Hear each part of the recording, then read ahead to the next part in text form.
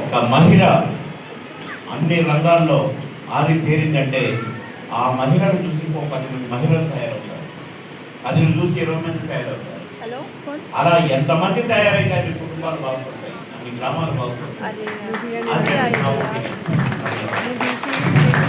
ఎందుకంటే మార్నింగ్ లేచిన దగ్గర నుంచి క్షణమే పొయ్యి గుర్తొస్తుంది, అంత గుర్తొస్తాయి, పిల్లలు స్కూల్ పంపాలి గుర్తొస్తుంది, వాళ్ళని తయారు చేయాలని గుర్తొస్తుంది, వాళ్ళని టిఫిన్ క్యారీ పెట్టాలని గుర్తొస్తుంది, వీళ్ళని పంపిన మరుక్షణమే భర్త నాకు పంపాలని గుర్తొస్తుంది.